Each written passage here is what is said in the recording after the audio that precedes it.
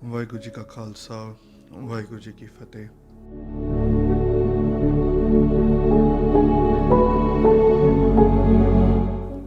तो उस वक्त जब लोगों ने देखा था ना वो चीज़, तो वो इतने हैरान हो गए। उनको पता था कि गुरु महाराज कोई नॉर्मल हस्ती नहीं है। वो गुरु महाराज को पूछते हैं, 360 क्वेश्चंस जो है गुरु महाराज को पूछे जाते हैं स्पिरिचुअलिटी पे। वहाँ पर उनको गुरु महाराज उपदेश देते हैं कि उस भगवान की दरगाह पे क्या प्रमाण है, क्या प्रमाण नहीं है। सो जब ये वार्तालाप होती है तब एक एक प्यारे होते हैं, काजी होते हैं, वो उनका नाम होता है रुकनदीन। सो रुकनदीन होते हैं, तो वो कहते हैं गुरु महाराज को कि तुम तो मोहम्मद साहब को मानते ही नहीं, प्रोफेट मोहम्मद साहब को मानते ही नहीं तुम। तो वहाँ पर जो गुरु महाराज हैं वहाँ पर कहते हैं कि गुरु के भगवान जो परमात्मा है, एक परमात्मा, उन्होंने बहुत सारे पीर भेजे, बहुत सारे प्रोफेट भेजे दुनिया में, ताकि वो लोगों को गाइड कर पाएँ कि उस एक परमात्मा की ओर जाना है। तो तुम सब ने प्रॉफेट मोहम्मद साहब को तो याद रखा है, लेकिन उनकी टीचिंग्स को तुमने याद नहीं रखा। उनकी जो लर्निंग्स थी, उनकी जो टीचिंग्स थी, उसका जो रियल एसेंस था उनकी टीचिंग्स का, वो तुमने अपने दिल में धारण नहीं किया। इसलिए मैं आपको याद कराने आया कि उसके एक परमात्मा का राह क्या है। और फिर महाराज उनको कहते हैं कि आप क्या किस में घुस गए हो? आप भेदभाव में घुस गए हो। संगत जी, आज भी ऐसे बहुत सारे धार्मिक स्थान हैं जो कहते तो हैं कि भगवान का दर है, लेकिन वहाँ पर फिर अलाउड नहीं होते लोग। छोटी जात के अलाउड नहीं, वुमेन अलाउड नहीं, या बहुत सारे रिस्ट्रिक्शंस होते हैं। सो वही महाराज कहते हैं कि तुम भेदभाव में ही घूम गए। सो महाराज फिर आगे जो है उनको जो रियल एसेंस बताते हैं। वहीं पे गुरु महाराज को एक सवाल आता है कि कौन बड़ा है, हिंदू या मुसलमान? ओके, सो जब हम आज के दौर पे देखें तो जैसे मैंने थोड़ा एसेंस बता ही दिया है सोशल मीडिया के दौर से, एंड जो ट्विटर ट्रेंड्स होते हैं, जो न्यूज़ देखी जाती है, जो चीज़ें हमारे देश में भी घट रही हैं, और आजकल ज़्यादा ही वो जो पोलराइजेशन किया जाता है धर्म के नाम पे, तो उस दौर पे लोगों को वही चीज़ होती है कि अगर ये मेरे धर्म का है तो वो उसको छुपा देते हैं, और दूसरे धर्म का होता है तो वो इतना मार देते हैं कि मतलब कोई हद ही नहीं उसकी, उस चीज़ की। सो ये गुरु महाराज ने जो पक्षपात है, जब ये पूछा जाता है, और ये आज की बात नहीं संगत जी, ये तब से गुरु नानक देव जी पातशाह तक से भी पहले की बात है। तो वहाँ पर जब गुरु महाराज को पूछा जाता है कि कौन बड़ा है, हिंदू या मुसलमान, तो गुरु महाराज वहाँ पर जवाब देते हैं कि ये शरीर है वो तो सेम है, शरीर में कोई डिफरेंस है हमारे सबके? नहीं है। गुरु महाराज ने कहा सिर्फ आइडियोलॉजीज और जो पहरावे हमारे वो डिफरेंट हैं। सो गुरु महाराज कहते हैं कि सबसे बड़ा कौन है? गुरु महाराज कहते हैं कि सबसे बड़ा वो है जो परमात्मा के नाम को जपता हो, वो इंसान सबसे बड़ा है। अगर वो कोई भी धर्म से बिलोंग करता हो, वो सबसे बड़ा है। और फिर गुरु महाराज उनको उपदेश देते हैं कि जो भी बुरे कर्मों में फंसा हुआ है, जो भी बुरे काम करता है, अगर धर्म के नाम पे लोग दूसरे धर्म के लोगों को तंग कर रहे हैं, अगर कोई डिफरेंट नारे बुलवा रहे हैं ज़बरदस्ती, तो वहाँ पर गुरु महाराज कहते हैं कि वो भगवान की दरगाह पे प्रमाण नहीं। इसके बारे में फरमान आता है कि भाई गुरदास जी की वारों में कि पूछन फोल किताब नो, हिंदू वड्डा के मुसलमान होई, बाबा के हाजिया सुब अमला बाजो दोनों रोई। गुरु महाराज कहते हैं यहाँ पर कि अगर वहाँ पर पूछा जाता है गुरु महाराज कि आपकी ये जो किताब पकड़ी है आपने, उससे देख के बताओ कि हिंदू बड़ा के मुसलमान। गुरु महाराज ने कहा अगर किसी के अच्छे कर्म नहीं तो वो सब रोएंगे, भले वो हिंदू हो के मुसलमान हो। सो ये चीज़ संगत जी, ये जो वितकरा है ये हम छोड़ दें। एंड संगत जी, ये जो वितकरा है, मैं ऐसा नहीं कि मैं एक थियरी बता रहा हूँ, प्रैक्टिकली वो नहीं हो रहा, आप सबको दिख ही रहा है क्या हो रहा है। इवन गुरुद्वारा साहिब में one person came to me, वो कहते हैं कि मैं भी गुरु महाराज को बहुत मानता हूँ, वो दूसरे, लेकिन मुझे जब मैं एक पर्टिकुलर रिलीजन को देखता हूँ मुझे बहुत हेटरेड आती है उससे। ठीक है, तो वो जो चीज़ है वो है अंदर लोगों के, और वो जो न्यूज़ देख के वो जो हमारी सराउंडिंग्स ऐसी की जाती हैं कि वो चीज़ हमारे अंदर लाई जाती है, वो डिफरेंसेस, और and these things effect you. आप मानो कि ना मानो, हमको लगता है कि हम बहुत बड़े धर्मी हैं, हमें कोई असर नहीं होगा, लेकिन होता है। इसलिए साइकोलॉजिकल तौर पे ये जो आप जब कोई हाईवे पे जा रहे हो तो आपको डिफरेंट डिफरेंट बोर्ड्स दिखाई देते हैं कि लक्स की कोई लक्स का कोई एडवर्टाइजमेंट है या कोई भी है। सो इन योर सबकॉन्शियस माइंड वो फीड हो चुका होता है, लेकिन आपको नहीं पता चलता। आप जब स्टोर्स में जाते हो आपको लक्स ज़्यादा अच्छा लगता है दूसरे सोप से। क्यों? क्योंकि वो कन्विंसिंग ज़्यादा लगता है, क्योंकि आप सबसे पहले क्या देखते हो, आपके वो एडवर्टाइजमेंट दिमाग में आ रही होती है। इवन जब आप देखो ट्विटर पे या फेसबुक या न्यूज़ जो भी आप देखते हो, अगर वो चीज़ बार बार आपके दिमाग में डाली जा रही है, आप वैसे ही बनते जाओगे। एंड फेसबुक के अंदर ऐसा सिस्टम ही है ऐसा कि जो भी टॉपिक्स आप रिसर्च कर रहे हो वो वही टॉपिक्स की पोस्ट आपको दिखाते जाएगा, ठीक है। एंड जब गवर्नमेंट जब इस नाजुक नस पे जब दबाती है लोगों के, दे मेक यूज़ आपकी फीलिंग्स का जो इस्तेमाल किया जाता है लोगों को भड़काने के लिए, and then these things go wild. फिर ये रूप लेता है राइट्स का और जेनोसाइड का। सो गुरु महाराज कहते हैं, समझाते हैं उनको कि ये जो पक्षपात है ये छोड़ दो। और महाराज कहते हैं कि इंसान के सिर्फ तीन मित्र है एक इंसान के, एक है पैसा, एक है रिश्तेदार और एक है कर्म। महाराज कहते हैं जो पहले दो हैं वो तो जब तक सांस हैं तब तक साथ देंगे, और उनको इस्तेमाल भी उतना करना है जितनी ज़रूरत हो। उससे ज़्यादा इस्तेमाल करोगे तो आप उसी में फंस के रह जाओगे। और जो तीसरा है जो कर्म है वो हमारे साथ जाते हैं।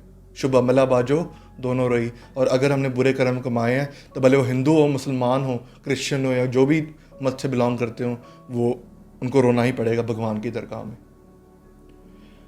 जब ये उपदेश दिया जाता है तब रुकनदीन जो है वो बहुत ध्यान से सुनते हैं, और उनके मन में जो गुरु महाराज के प्रति इतना प्रेम जाग जाता है कि वो गुरु महाराज को कहते हैं मुझे आपका सिख बनना है।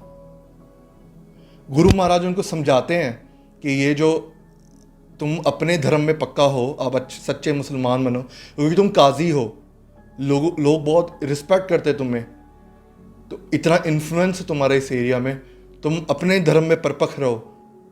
लेकिन काजी के मन में इतना प्रेम जाग चुका होता है, इतने प्यार आ चुका होता है कि वो कहते हैं गुरु महाराज अब नहीं रहा जाता, अब आपके साथ प्रेम का बंधन पड़ चुका है, अब मुझे आपका ही बनना है।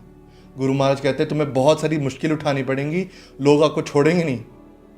वहाँ रुकनदीन जी कहते हैं मैंने सब कुछ आप पे कुर्बान कर दिया प्यार पे। सो वहाँ पर जो है, जैसे हम सब भी देखते हैं, कई जो परिवार होते हैं, कई लोगों को अमृत छकना होता है लेकिन उनको रोका जाता है उस चीज़ पे।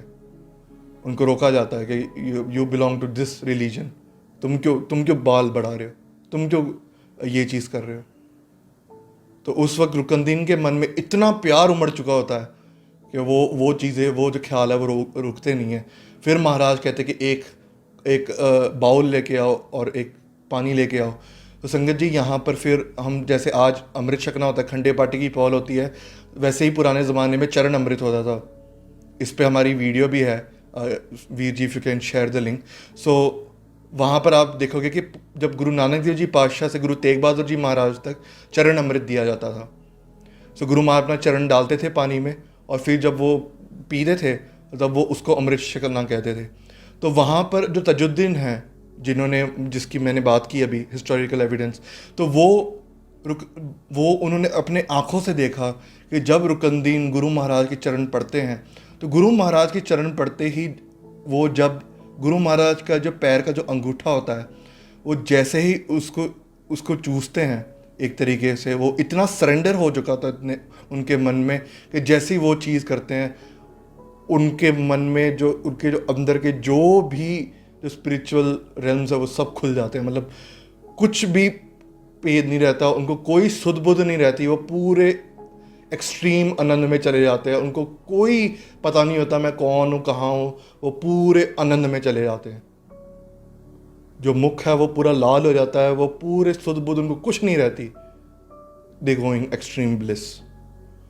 और वो ही एक्सट्रीम ब्लिस की खोज में हम सब यहाँ पर जुड़े हुए हैं कि हम पाठ कर रहे हैं तो हमें वो आनंद महसूस हो, हम उस लेवल का जो आनंद है वो महसूस हमें हो।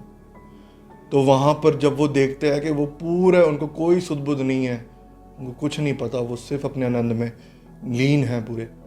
और वहाँ पर फिर कुछ घंटे तक जो रकुंदीन जी हैं वो बैठे रहते हैं वहाँ पर। उनको कोई उनका अंग हिल नहीं रहा, वो सिर्फ परमेश्वर को याद कर, कुछ उनको कोई थॉट्स नहीं आ रहे, कोई भी उनका अंग नहीं हिल रहा, वो पूरे आनंद में अपने खुद, वो कोई उनको परवाह नहीं किसी की, या कोई आए कोई जाए, कुछ नहीं। तो वो उस लेवल में चले जाते हैं। फिर कुछ घंटे बाद जो है वो जो तजुद्दीन जी हैं वो भाई मर्दाना जी फिर कहते कि इनको वापस जो है बाहर मुखी किया जाए थोड़ा। तो जब वो बाहर मुखी गुरु महाराज करते हैं उनको, तो वहाँ पर रकुंदीन जी जो है वो गुरु महाराज की निशानी मांगते हैं। तो कोई निशानी दो, कोई निशानी जो मुझे आपकी याद आए। संगत जी, यहाँ पर बहुत लोग तर्क करते हैं बहुत ज़्यादा कि निशान साहब को क्यों मत्था टेकना है, या फिर गुरु महाराज के कई स्थान ऐसे हैं पवित्र स्थान, वहाँ पर लोग मत्था टेकते हैं, या फिर गुरु महाराज के जोड़े जो हैं वो मत्था टेकते हैं वहाँ पर जाके। तो कई लोग तर्क करते हैं कि नहीं, गुरु ग्रंथ साहिब जी की मत्था टेकना है, उनको नहीं टेकना। ठीक है, सो ऐसा भी मैं नहीं कह रहा कि भाई फ़ोटोज़ को भी मत्था टेकने लग जाओ, नहीं। लेकिन गुरु महाराज की जो निशानियाँ हैं ना, निशान साहब क्या है? निशान साहब एक निशानी गुरु महाराज की, कि गुरु महाराज वहाँ है। दूर से ही पता लग जाता है कि वहाँ पर गुरु का सिख है या तो गुरुद्वारा साहिब है। पुराने समय में भी सिख जहाँ भी जाते थे, भले जंग में जा रहे, कहीं भी जा रहे, निशान साहब साथ में लेके जाते थे। ठीक है, so it's a very integral part. तो वहाँ पे गुरु महाराज को निशानी मांगी जाती। वो इतने प्यार, अभी एक तरफ से देखा जाए, एक एंगल से देखा जाए तो उनको सब कुछ मिल गया है। उनको वो परमानंद की अवस्था मिल गई जो हम सब खोज करते हैं, which is the highest level. लेकिन तो भी गुरु महाराज के साथ इतना प्यार है कि महाराज को कहते कोई निशानी आप बख्श दो। तो फिर वहाँ पर गुरु महाराज उनको एक जोड़ा दे देते हैं, एक जो वुडन जो जोड़ा गुरु महाराज ने पहना होता है, तो वो गुरु महाराज वहाँ पर देते हैं। तो गुरु महाराज ने एक जोड़ा मक्का में दिया होता है और एक जोड़ा मदीना में दिया होता है। तो साहिब प्रतिपाल सिंह जी एक मुसलमान रहे हैं, जो बाद में सिक्खी में परिवर्तन कर लिया था उन्होंने, धर्म परिवर्तन। सो वो मक्का जब जाते हैं तो उन्होंने ये जो बुक है एक्सप्लोर की थी तजुद्दीन जी की, एंड उन्होंने डिस्कवर किया था उस वक्त के करीबन मक्का से, जहाँ पर काबा है, वहाँ से करीबन 2.5 किलोमीटर्स दूर वहाँ पर गुरु महाराज की जो सोटी है और जो डिफरेंट जो निशानियाँ हैं वो उस वक्त तक थी। आज का मुझे मतलब वी हैव टू सी। सो आगे चलते हुए क्या होता है कि जब गुरु महाराज वहाँ से चले जाते हैं तो वहाँ पर रुकनदीन जी जो हैं वो एक पहाड़ में जाते हैं और वहाँ पर फिर वो अपने जो आनंद है उसको मान रहे होते हैं। तो वहाँ पर कुछ लोग होते हैं। संगत जी, धर्म का राज जितना आसान लगता है ना उतना है नहीं। अपनी जो जान है उसको तली पे रख कर रखना पड़ता है।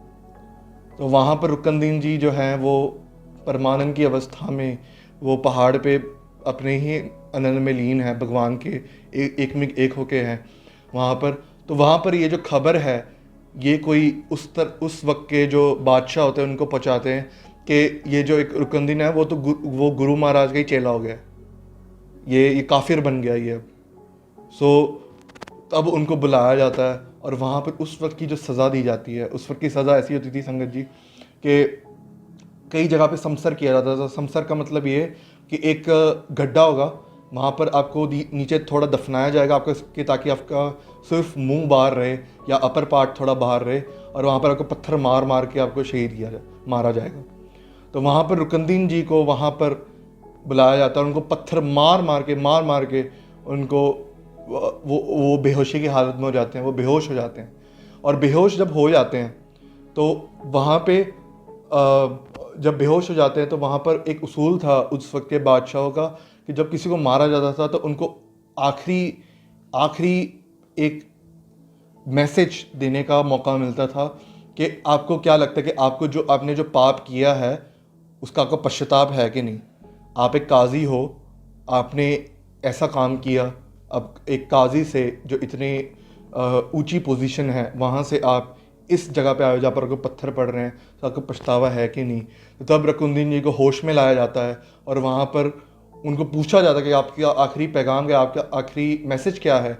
तो वहाँ पर रुकनदीन जी कहते हैं कि गुरु महाराज जो हैं वो अल्लाह की जोत हैं। अगर किसी को भी बहिश्त चाहिए, बहिश्त में जाना है, तो अगर वो जिसको भी वहाँ पर जाना है तो वो गुरु महाराज की शरण में आ जाए। गुरु नानक देव जी से बड़ा कोई भी नहीं इस दुनिया में। तो वो जो ये शब्द कहते हैं आखिर में, और बाद में उनको शहीद कर दिया जाता है। तो संगत जी ये जो है, ये प्यार समझना और करना, ये गुरु महाराज की कृपा हो, तभी ये प्यार पैदा हो सकता है अंदर। सो यही है प्रेम, प्रेम का भाव कि अपना पूरा वार देना, कोई अपना कुछ केयर नहीं करनी अपने शरीर की कि कुछ भी है। दुकानदार को कोई ज़रूरत नहीं थी, सब कुछ था उनके पास, काजी थे, क्या ज़रूरत थी। लेकिन वो जब वो गुरु महाराज का जो प्यार है वो पढ़ा, जब हृदय में वो प्यार आया, तो वो शहीद होने के लिए भी तैयार हो गए। और यही आनंद, यही चीज़ को बचाने के लिए जो इसी के बारे में हमने पिछली बारी बात की थी कि ये जो गार्डन है सच्चाई का, that is guarded by fence. और इसको जो पानी दिया जाता है, जैसे हम एक बूटे को पानी देते हैं ना, तो वैसे ही जो सिक्खी का जो बूटा है, that is watered by the blood of the शहीद्स। जो शहीद होते हैं ना, उनका जो खून है उससे वो उभरता है बाहर।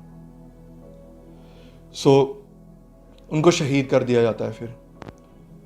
फिर गुरु महाराज मदीना जाते हैं, जहाँ पर प्रोफेट मोहम्मद साहब की कब्र है। और वहाँ पर फिर जो है गुरु महाराज को जाने नहीं दिया जाता अंदर, उनको बाहर धकेल दिया जाता है।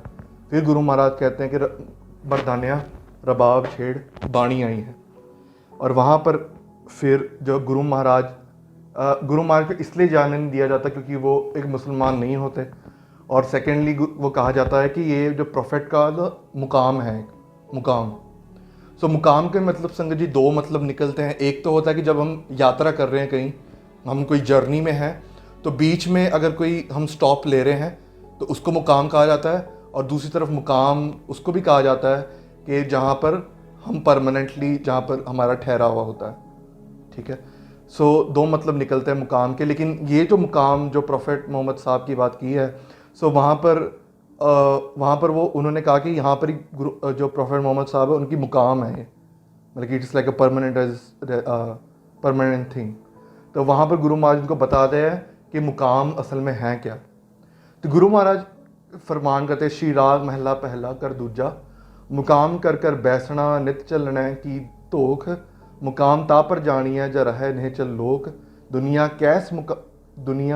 कैस मुकामे कर सिदक करनी खर्च बाधो, लाग रहो नामे रहो। तो ये पूरा शब्द, आगे भी और भी शब्द है, तो इसका एसेंस ये निकलता है। गुरु महाराज कहते हैं कि ये इंसान को समझ में नहीं आता कि वो एक जर्नी में है। संगत जी ये बॉडी है, हम मरेंगे, आगे हम और जुनून में पड़ेंगे। तो this is like a stop, जहाँ पर हम कुछ सालों के लिए रुके हैं। It can be 60 years, it can be 70 years, जितनी भी हमारी उम्र लिखी हुई है। लेकिन यहाँ से हमें आगे बढ़ना है, हमारी सोल को आगे बढ़ना है। तो ये सिर्फ एक ठहराव है।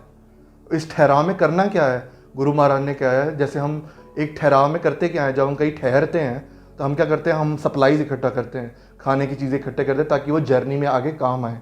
तो गुरु महाराज कहते हैं ये जो मुकाम आपको मिला है ना, ये जो स्टॉप मिला है इंसानी जून का, ये आपको नाम जपना है, नाम जप के सेवा करनी है, ताकि आपके पास इतना सप्लाई हो कि ताकि आपको असली मुकाम जो है, जहाँ पर आपको परमात्मा तक पहुँचना है, वो मुकाम तक आपको ये सहाय हो। तो आपके कर्म ही आपके साथ जाएंगे। आपने नाम जपा है वही आपके साथ जाएगा, आपने जो सेवा की है वही आपके साथ जाएगी। परिवार, पैसे सब पीछे छूट जाएंगे। तो वहाँ पर गुरु महाराज यहाँ पर कहते हैं कि जो असली मुकाम क्या है, कि परमात्मा से जुड़ना। वो एक परमात्मा है, वही अटल है, वही परमानेंट है। बाकी सब कुछ, भले सूरज हो के, चांद हो के, धरती हो, भले वो इंसान हो के कोई भी हो, सब विनाशकारी, सब कुछ विनाश। किसी का भी ये परमानेंट रेजिडेंस नहीं है, सब यहाँ से एक जर्नी में ही है। तो गुरु महाराज कहते हैं कि पहचानो कि आप एक जर्नी में हो। अगर ये भूल गए, अगर हमें यही रहेगा कि हम यहीं रहेंगे, खाओ पियो ऐश करो, तो वो ऐश करते करते हमारी ज़िंदगी चली जाएगी। और जो हमें ये मौका मिला था फूड सप्लाई इकट्ठा करने का फॉर आवर सोल, वहीं के वहीं रह जाएगा। और उल्टा वो सोल पे दाग जब लग जाएंगे ना, वो आगे जाके फिर भुगतना पड़ता है। महाराज कहते हैं कि केशों से पकड़ के लेके जाया जाता है जब मौत होती है। तो वो नौबत ना आए, इसलिए हम अपने जो फूड सप्लाईज हैं वो इकट्ठा करें, नाम सिमरन करके और सेवा करके, गुरु महाराज की रहत कमा के। फिर गुरु महाराज वापस मदीना से मक्का पहुंचते हैं। सो ये जब गुरु महाराज फिर वापस जब मदीना से मदीना से मक्का वापस पहुंचते हैं। So Mecca and Medina are like two cities, two different cities. So Maharaj वापस जब मक्का आते हैं तो वो जो पीर जो उनको वहाँ मिले होते हैं मुल्तान में, वो मक्का की ओर आ जाते हैं उनको, और वो जब गुरु महाराज को देखते हैं वो हैरान हो जाते हैं कि वो आए कैसे गुरु महाराज यहाँ पर। तो वहाँ पर उनको जीवन काजी से और डिफरेंट जो वहाँ पर लोग होते हैं वहाँ से पता लगता है कि गुरु महाराज ने ऐसा कौतक करके दिखाया। गुरु महाराज ने, सब हैरान हो जाते हैं कि ये कैसे हो गया, इतनी बड़ी चीज़ कैसे हो गई। तो वहाँ पर जो है वहाँ पर तो भी अंदर तर्क रहता है, तो भी वो पक्षपात रहता है क्योंकि गुरु महाराज का बेस डिफरेंट था। सो उन्होंने बताया कि हम देखेंगे अगर ये पीर है तो कुछ करके दिखाएं।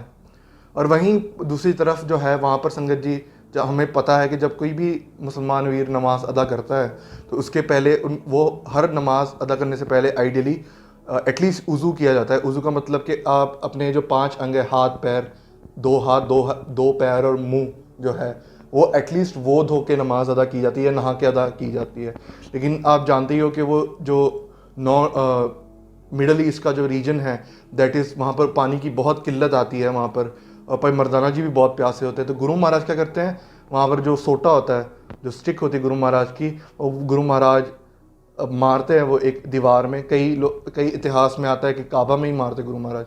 तो वहाँ से वो जो है वो जल जो है, पानी जो है वो बाहर आना शुरू हो जाता है और सब लोग हैरान हो जाते हैं, भाई मर्दाना जी जल सकते हैं। और वहाँ पर जो है सबको पता चल जाता है कि गुरु महाराज की वडियाई क्या है, और सब फिर गुरु महाराज के चरण पड़ जाते हैं कि गुरु महाराज आप बहुत बड़े हो, आप अल्लाह की जोत हो। उनको रियलाइज़ हो जाता है वो चीज़। सो ये जो चीज़ें बहुत संगत जी हम सबके दिमाग में आता है कि गुरु महाराज एक सेंटली फिगर थे। नॉर्मली लोगों को ये एक ऐसी पिक्चर रहती है गुरु महाराज सिर्फ संत थे, लेकिन गुरु महाराज के हाथ में सोटा भी था। सोटा is like the basic weapon जो गुरु महाराज ने रखा। तो ऐसा नहीं कि गुरु नानक देव जी और गुरु गोबिंद सिंह जी या गुरु हरगोबिंद साहिब जी में कोई फ़र्क है, कोई भेद नहीं, कोई भी फ़र्क नहीं। तो गुरु महाराज भी सोटा अपने साथ ही रखते थे और वहाँ पे कई बार वर्ताया भी है गुरु महाराज ने। सो इतनी बेनतियाँ परवान करनी। सो हम सब देखें कि जो भी गुरु महाराज ने उपदेश दिया था वो सब गुरबानी में दर्ज है, और हम भी देखें, हमने देखा कि what are the true types. हमें अगर बाणी पढ़नी है तो पढ़नी कैसे है, ठीक है। सो वो चीज़ें, और कैसे हमें अपना किरदार ऊंचा रखना है, नाम जपने के साथ साथ हमें कौन कौन सी चीज़ों का ध्यान रखना है, वो हमने देखा। और प्यार कैसा हो, जैसे रुकनदीन जी को हुआ था।